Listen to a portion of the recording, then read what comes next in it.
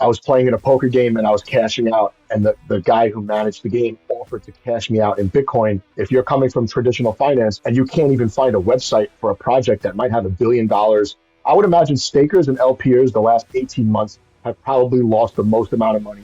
I think crypto is more tied into the traditional finance world than most people would like to admit. I'm here. I'm on your website. I want to spend my money. Help me spend my money.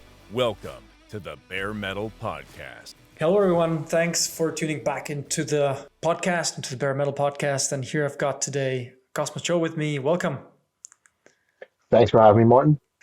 So let's kick things off. I've found out online that you've been in crypto for a while, in contrast to me, who's a relative newcomer. So obvious question is, when did you find out about crypto and how did that happen? All right. I found out about crypto. I found out about Bitcoin around 2011, 2012. I didn't buy my first crypto until 2017. I think at that point, Bitcoin was maybe like between $3,000 and $5,000, and I started buying small amounts. It was really hard to find information then.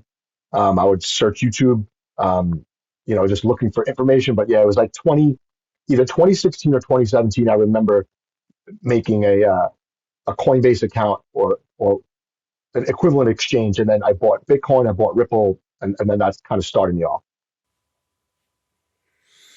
So you found, and when you say you find out about Bitcoin, like was it from friends or, were you browsing something online, realized there's something cooking? I was playing in a poker game and I was cashing out, and the guy who managed the game offered to cash me out in Bitcoin, and he was trying to show me something on his phone. He's like, "Look, I got these things. I've been trading them. I've been making money. I can give you $250, or I can give you 3 Bitcoin." And I remember exactly what I said. I said, "Man," I said, "I have no idea what you're talking about. I don't even have a smartphone." So I at that point I had like a flip phone. So it's probably 2011, and oh man, though it's not that painful because I probably would have sold it at like $200 anyway, because I had such an itchy trigger finger then. Look, man, I collect these stories. It's so interesting how people come into contact with crypto the first time and offered to be cashed out in a poker game is a first. Like I haven't seen this before. And the guy was very, obviously he was way more tech savvy than me, so I couldn't even understand what he was saying. And I was like, I don't have a smartphone. Just give me the $250, and I probably spent it within like a week. Right. The second thing I found out that struck me as interesting. You're also a teacher in real life, and you've been doing this sort of educational content in crypto. So I was curious, like, is that any different, or do you feel like you're just preparing syllabi and doing lectures, or is this more like teaching is one thing, but this business of actually putting out those videos and explore like is being an influencer, for lack of a better term, different than being a teacher? And if so, what's the difference? It's a little bit different, but I think a lot of the skills they're relevant, right? So as a teacher, you're basically making content, right? You have some idea that you want to teach. Sometimes that idea is pretty abstract.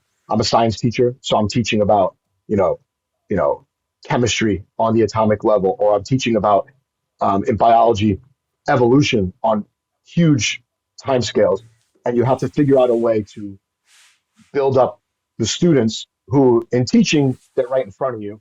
On the internet, it's people that it might just be clicking through videos. So I think a lot of the skills translate over. And my initial foray into content creating was I was making a Udemy course on Ethereum. And around that time, the gas fees on Ethereum were so high, I just stopped making the course in the middle. And I started a couple of months later just making YouTube. I made a YouTube channel. Originally, my intention was to only make tutorials.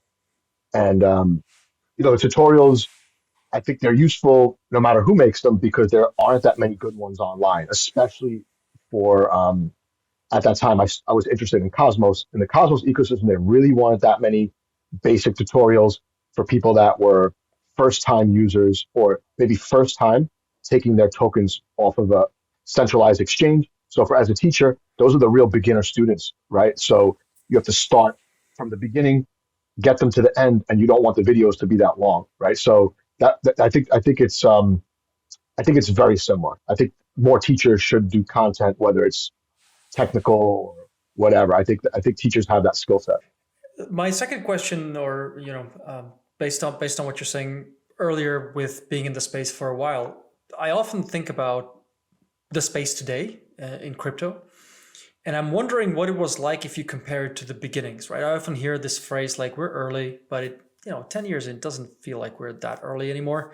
And sometimes it starts feeling like an excuse. And I've been hearing it around a lot for like UX problems we should already have solved. Yeah. What's your take on what the space looked like in 211, 212, or like in the midpoint, like 217, 218, and today? Like, what was the feeling around then, and how do you compare it to the feelings today? Yeah, I think there was always a new token then to get excited about, even though there were no products at all. There were no products, right?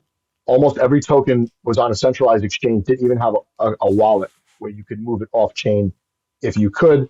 Um, is it all right if I name some examples that had like amazing Yeah, stories no behind them? But worries. no, I mean, IOTA. IOTA was Yeah, a no worries. a huge story, Internet of Things, blah, blah, blah. They had no wallet. I had my tokens on Binance, I guess. I can't remember. That was one. Then there were other ones like privacy tokens, like Verge. Verge was supposed to be this amazing privacy token. I mean, I don't even know if it had a wallet then. And they had celebrities doing like basically the pump and dumps. They're doing pump and dumps, right? So they would get paid, and it was pretty transparent, right? You knew the person was getting paid. They would pump a token, and for some reason, you always thought that token was going to pump again, right? So I was losing money even in the bull market, like trading on this like real like incomplete information and almost no technical knowledge. So a lot of people were getting wrecked on centralized exchanges with ICOs and pump and dumps. Now there's like new ways to get wrecked because you have DeFi and NFTs and right and leverage.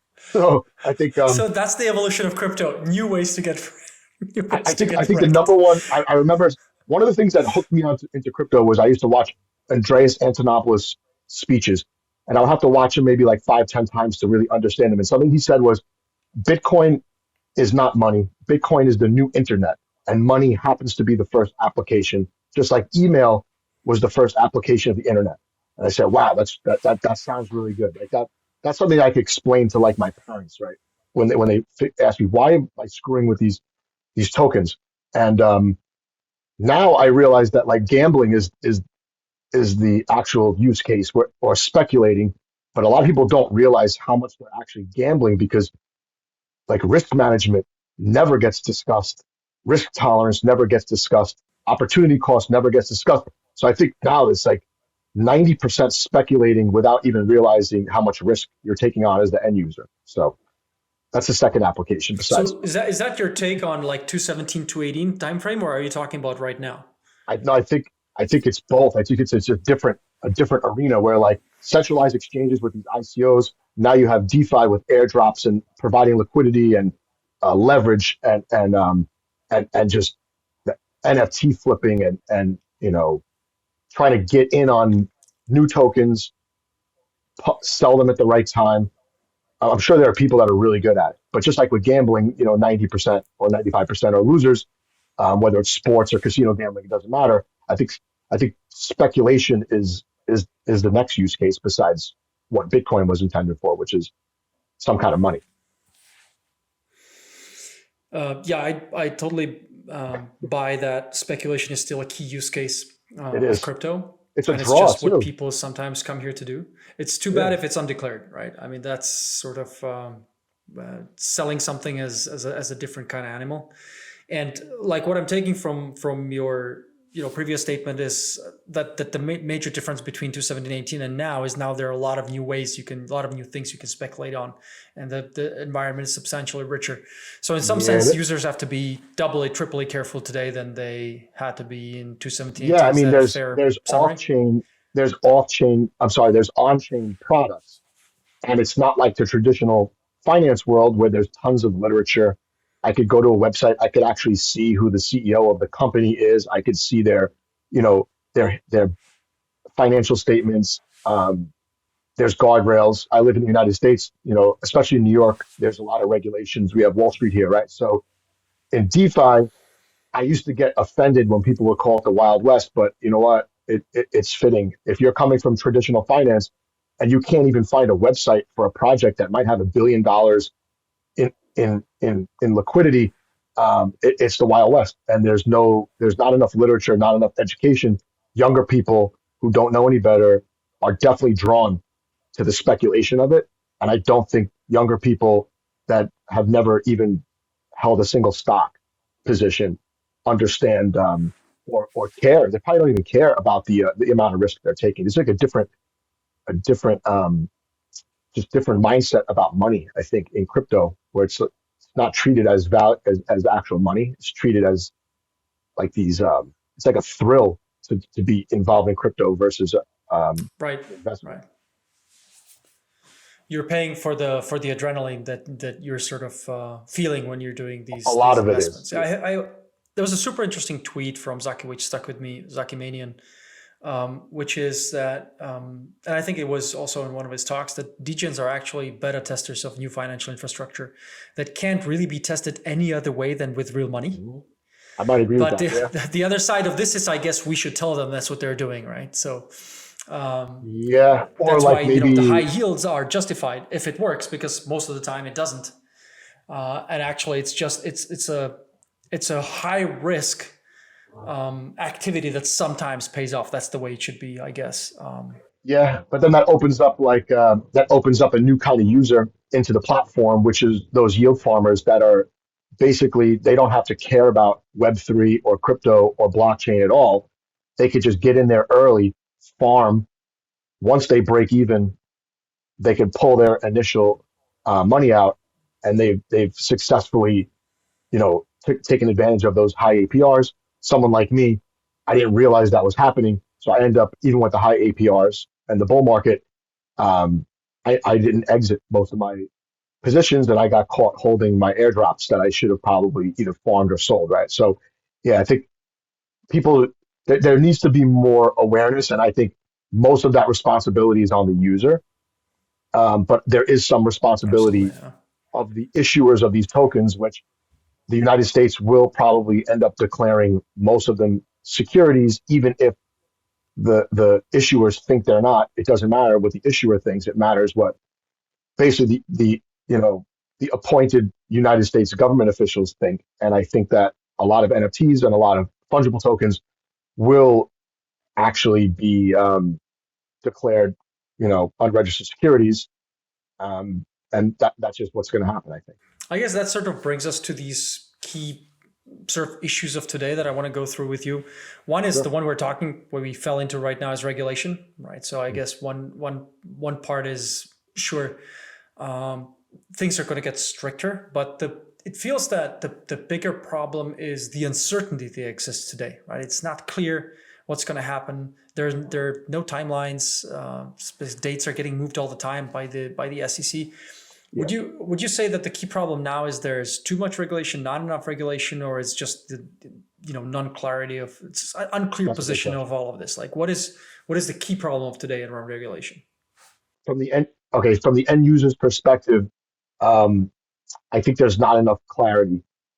I think there are not enough traditional companies that I would consider reputable that are in this space, giving some comfort to new people entering, saying, "Oh, I know that company. They manage like stock portfolios. Now they have a special crypto division, and I could get exposure to crypto that way." But I think from the builder's perspective, maybe because there's so much gray area, you have very, very good people who could build something amazing, probably pumping the brakes and staying on the sidelines, whereas more aggressive people that throw caution to the wind, a lot of them probably anonymous, um, are able to get their applications and tokens out to everybody else because they're just having no regard for the regulations.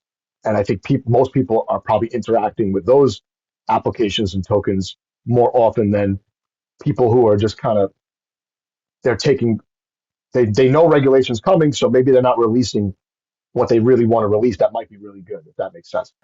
That's actually an interesting take. I never thought of it this way, but this probably self-selects for risk takers, It and does. Yeah, absolutely. thereby the population of developers in crypto are more likely risk takers, or Right. let's say disregard regulation more, disregard And I rules think more. the problem there is the users, and a lot of these are going to call themselves, well, we're startups. We're 99% of startups go bankrupt, and that's probably true.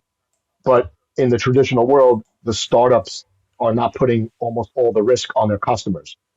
The risk is on the investors and those teams that have to worry about a reputation following them to the next startup or the next startup. So that's my main problem, is that I guess there's not enough conversation around who's actually taking on the risk. Do they know they're taking on this much risk? For example, if I have a DEX and I pay my team upfront a good amount of tokens that they can cash out during a favorable market cycle, my LPers are now taking on almost all the risk voluntarily on my platform. Do they know that? On my stake in Cosmos, we have proof of stake. The stakers, I would imagine stakers and LPers the last 18 months have probably lost the most amount of money of any other demographic in crypto, right? And those are the customers. And I think we have to look at the end users more as customers in general. That's a good point. You mentioned DEXs, which brings me to sort of to liquidity. Liquidity is another. I feel that word's being used all over the place now. My protocol doesn't have enough liquidity. Do you feel, and tightly connected to liquidity, in particular stablecoins, right? Stablecoins are interesting kind of liquidity Yeah. because they're somehow pegged to the world outside, and therefore have a more, let's say, privileged position even in crypto. Yeah. What do you think is the main problem around moving liquidity, providing liquidity? Is it this problem with that, users, customers aren't really making the money, so they're not bringing any more liquidity, or they're being ripped off? Why is there such a liquidity crisis? Is it just a macro, yeah, of course, macro situation is not favorable. Is that the driver? What do you think?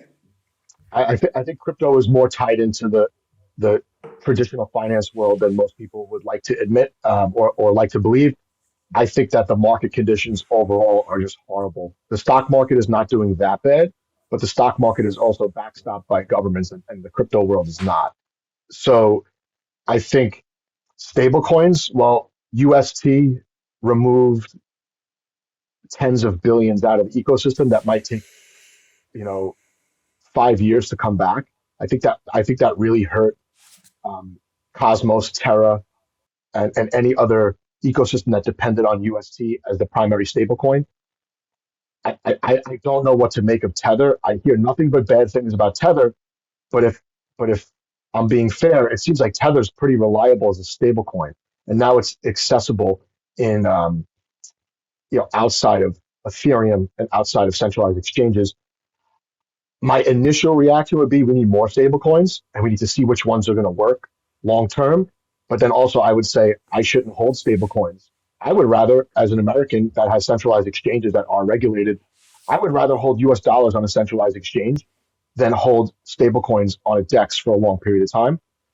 As far as liquidity, I think the liquidity is probably overstated because you can't sell a lot of these tokens in mass the way you would be able to sell something else. I don't know. I think the liquidity numbers are really high, and I think that the reason why we have these massive swings in crypto versus stocks is because the liquidity is probably not an actual, especially if they're traded only on a DEX. You don't actually have a buyer when you want to sell. It just goes through the liquidity pool, and the prices can tank.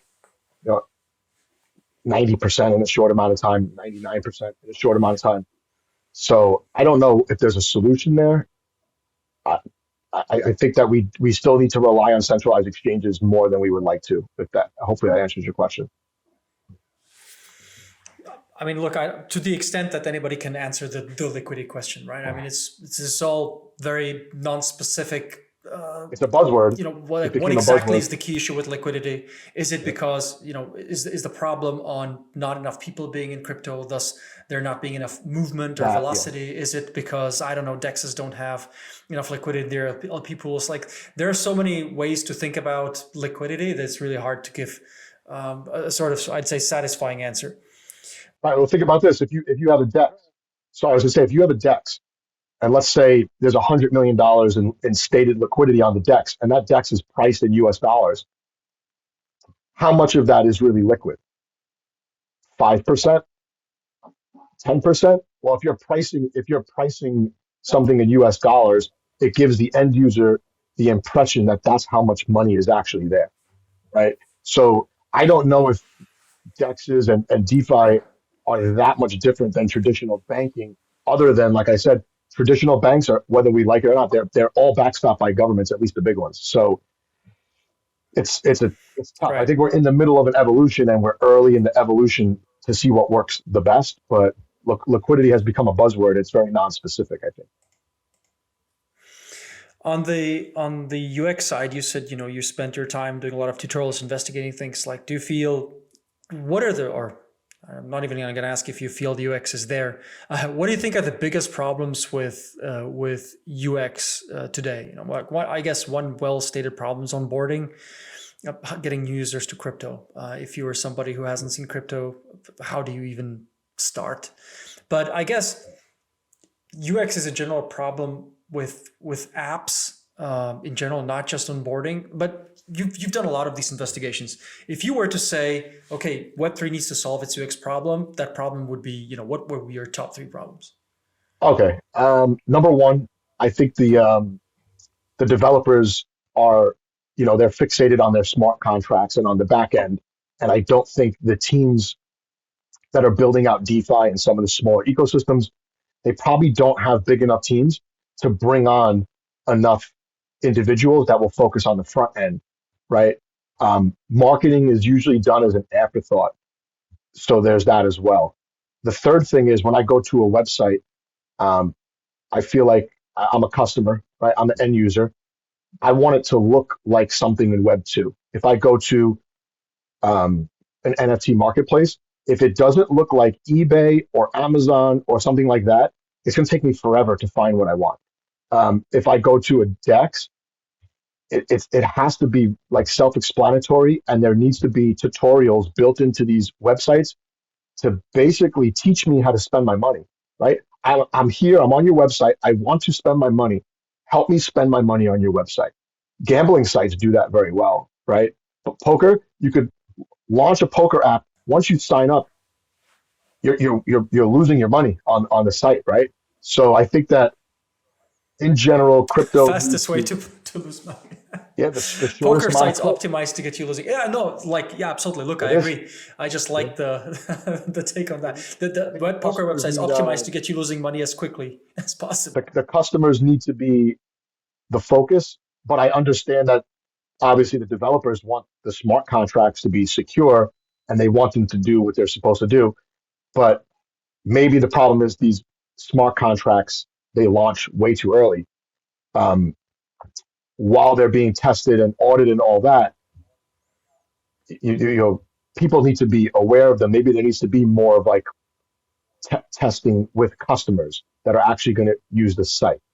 And then from there, I think that the way they get customers to use the site is they launch a token, and most of the time, those applications do not need tokens at all. They don't. So you're bringing in the wrong people with, well, I should say not the wrong people. You're bringing in a subset of people that versus an entire customer base because you're only offering a token versus a whole experience for people to do something useful on the app. I guess that hopefully that sums it But up. I'm curious, like to be more specific. So I do think that it's sort of like, especially in small teams, it's and front ends as a dev, front ends today have meaningfully higher complexity than 10 years back. It's lots of tech is accelerated, but what you're expecting a front end to be able to accomplish today takes a bunch more work, right? Than it Yeah, was I believe previously. that. So I'd agree that it's hard to stock a team adequately with front end devs. But I think by keeping things simple, you can save yourself a lot of trouble. So my question, I'd love to dig deep on when you say, the UX is not good enough. Do you feel more often, if you think back, like sort of high level, do you more often get lost in the website? Like, what am I supposed to do now? Or do you think I have to do too many clicks and 15 approvals? I don't even know why I'm doing that. Or like, That what, if we drill down, like, where do you get confused most? I think that I expect if I pass my mouse cursor over a button, I know my wallet's connected to that site. What is going to happen when I click this button? A pop-up needs to come. Hey, you're about to do this. You're about to swap this token for this token. If you don't want to do that, don't push this button. And I also need to be sent right from the website. I want to know who built this application.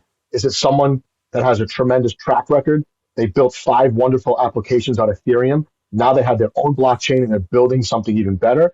Or is this just like an anonymous college student who had some free time because of COVID lockdowns, and they're launching a smart contract because they're super smart at coding, but they don't really like the jurisdiction where they live Right. might shut this down and arrest this guy in a heartbeat.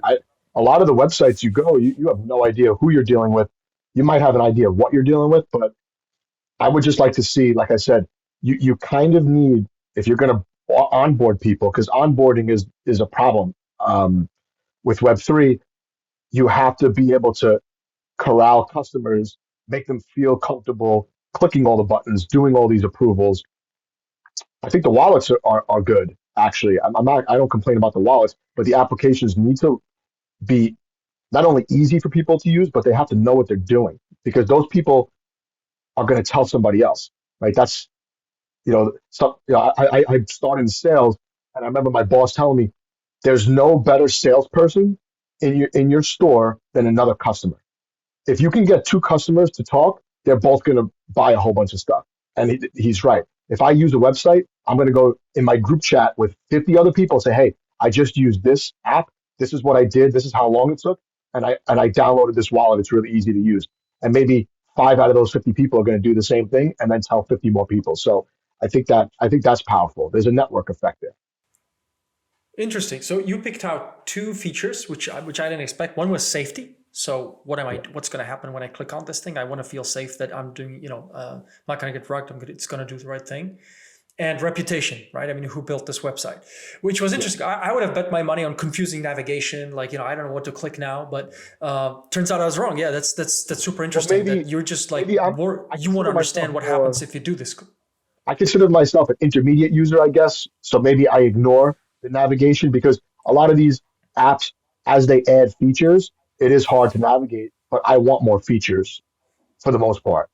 But Right. from the absolute beginner, I think website like Uniswap version 2, right? Or something like that. Like that's the maximum amount of features that a new person can probably handle the first time that Conceivably handled. they. Right. Yeah. What do you think are going to be the interesting use cases or directions in which crypto can evolve now? There's a lot of talk about real world assets. Is that something that you think is relevant? Yeah. I What's think your so. take? I think so. I just don't know if that would be kind of going against that like decentralized crypto ethos, because at some point the assets have to exist, right? Like, so are all these assets being custodied by one company? I've been hearing about real world assets and real estate on the blockchain for like 4 years, more probably. And it sounds good, but if we're going to trade precious metals on the blockchain, does that mean a custodian is holding these precious metals, and then they're able to settle at the end of the day, like like what you would expect to happen, right? So I don't know. Real world assets, yeah, at least keeping track of them on a blockchain. Um, Obviously, the DeFi primitives were very, you know, out. I would say front and center during the last cycle, and to an extent, NFTs to an extent, but whether it be real world assets, real estate, supply chain, all these other uses of blockchain. I think what's going to happen is traditional companies are going to take the blockchain part and maybe not the crypto part of this technology, at least until there's clear need to have these tokens.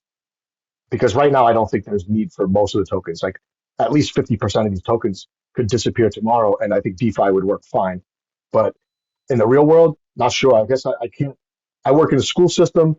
We could probably use crypto or NFTs as some kind of reward system with the students, right? Or maybe tracking things with crypto, and then students have a wallet. That's how they take attendance. That's how they go on field trips. That's how they, pay for their school lunch or whatever case might be. I think that makes sense. I don't know what it would look like. I'm not a developer, so it might be really what I want might be impossible to build in a short amount of time. But um, yeah, there's definitely real world use cases for blockchain tokens. Maybe not as much as we think, as what currently exists. I'm curious if you think there are groups of pockets of people or certain audiences which would benefit from crypto but aren't now. They're underserved. Like, do you think that this stuff exists, or just like nobody needs crypto in its current form? Oh no, I definitely think there's need for crypto. I think I guess I should be more specific. Project tokens, I would say at least 50% of the project tokens probably don't need to exist. Those tokens serve a very specific function, and most of the time, the function for these project tokens is to pay their team, right? That's because they that's how they get an allocation of tokens. Well, someone has to be able to buy those tokens for the teams to get paid, right? So I think there's a better way to do that. There has to be a better way to do that. And as far as who needs crypto, one of the things that drew me into crypto in the first place was I didn't know that like 40% of the world didn't have bank accounts. I had no idea. And I traveled to all these different countries, and I was always able to use ATMs, at least when I was in, you know, Southeast Asia and places like that. If you're going to tell me these people don't have banks, but they have phones already and they have Wi-Fi in their countries, I don't see why certain cryptos wouldn't be extremely useful, especially in peer-to-peer transactions. Even if it's a local government issued crypto, it would be useful, I think. Right. Okay, so we haven't focused on Cosmos at all so far. It was Sure. mostly general crypto discussion. So I'm wondering if we think about, the recent news in Cosmos, or, issues today, what's on your mind? Well, Cosmos is hurting. Just I think every ecosystem that's not Ethereum is hurting. And even Ethereum, I'm sure people are worried about like at least token prices and liquidity over there. I spend most of my time focused on Cosmos. I always thought they had the best narrative going forward, especially as we see all these bridges getting hacked and exploited. Cosmos, if they could leverage that narrative to look, we have IBC, we're interoperable. You don't have to be stuck on one blockchain to do everything you want to do. And then we have these bridges that are bulletproof. They've never been hacked. We have the most secure bridging. Look what's happening on Ethereum. 10 million here, 50 million there, just disappearing because the security is not good over there. I think if we could leverage that. But on the flip side, we already talked about, UI, UX. That needs to be there to catch all these people. I definitely think it's a hard sell in a bear market, but I think overall, one of the things that brought me into Cosmos was, oh, I could just use one wallet and for all these different blockchains. That's the greatest thing ever. And I could move the tokens, and soon I can move NFTs. Great, right? Great. So I think that should be the focus, but it's tough because I also think Cosmos has way too many app chains. I think a lot of them shouldn't exist. I think the validator sets are too big. Um, it doesn't make sense to me to have a chain that has no transactions running a whole validator set, minting blocks for no reason at all. They should have collapsed these down as soon as UST depegged. It should have set off a chain of events where blockchains should have been shut down, and those teams should have collapsed onto fewer chains. Now you have more good, experienced people working on less chains and less protocols. After a year or two of that, you would expect on the other side, you would have the best applications and higher traffic chains. But I don't even know of one chain that got shut down. And I think it was the wrong one, probably the wrong one. Yeah, let's hope Cosmos gets those better apps and stronger teams. I think Cosmos is pretty strong in terms of dev, in terms of ideas. Yeah. Like recent Cosmoverse was showing a lot of interesting stuff. Pick out Osmosis, account abstraction / connection to Web2, where you can use your Web2 creds to manage your funds. I don't know the details. I haven't had a chance to look into this yet, but it feels it's pretty interesting. And it seems like Cosmos does have this sort of reputation. It's like the place to go look for interesting ideas, but then these ecosystems will just go and implement the same thing, or they'll have similar ideas evolved. It's not necessarily now it's a unique Cosmos property, that we have the best tech or we have XYZ, and it feels like we need to attract those use cases, and if we don't, Yeah. might be heading into difficult waters. Yeah, I agree. And I think part of it is, like I said, I think these teams are small compared to traditional businesses, but you have a more diverse team, right? You have marketing division, you have your tech people, you have BizDev. actual business managers, traditional finance people. But we need also, we were talking about regulations. We need, let's say the ideal future is all these different app chains in Cosmos, they're managed by DAOs and sub DAOs. Well, there needs to be accountants, there needs to be lawyers, there needs to be traditional finance people, at least part of the conversation. So you get kind of you have a better chance to at least compete against other chains and also deal with regulations, deal with, just anything unexpected that comes down the pipe. You should be able to predict what will happen if this stablecoin, what will happen to our chain's liquidity if this stablecoin depegs tomorrow? What will happen if this becomes illegal tomorrow? How will that affect our chain? And I think that we're not there yet in DeFi, not just Cosmos, but anywhere in DeFi. Do you feel there's a project in Cosmos, like, let's say DYDX? Do you think DYDX is on point here? Do you think they'll have this figured out? I think DYDX is massive for Cosmos. That's part of the narrative. Look, this is maybe the most successful Ethereum application ever, and they're choosing to come build here. That should say something about our stack. But the tech stack is not monetized. So anybody can do that. They could take the Cosmos SDK, I guess, and just never enable IBC if they want, right? If they don't want to. So DYDX, I guess from what I've been told, it definitely makes sense for DYDX to be an app chain. They will generate enough volume and transactions and fees to be able to counter the validator sets selling all the time. And the validator sets, they have to sell their tokens. I am not the person who will say everybody should hold their tokens and never sell, and the price will just keep going up. I will never say that. I think that's idiotic. People have to sell their tokens. The founders have to sell their tokens. The LPers have to sell their rewards. The stakers have to sell, and the validators have to sell. In order to have an app chain, you have to overcome all of that by making money. And I think that most of these DeFi, let's focus just on Cosmos. Most of them are not built to make money. They were built, maybe they saw how well Osmosis did during the bull market and kind of followed that model of high APRs, airdrop, let's get all this liquidity in. But no one ever said, well, how much does it cost to have this liquidity? It costs more per day to have this liquidity on the chain in rewards than they actually make with the liquidity. And I think we're seeing fallout, and I don't see conversation about this. So we need more business people, more finance people, more accountants, more lawyers. That's my short answer.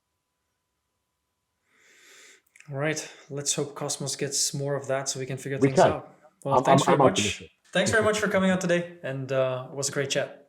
All right. Anytime.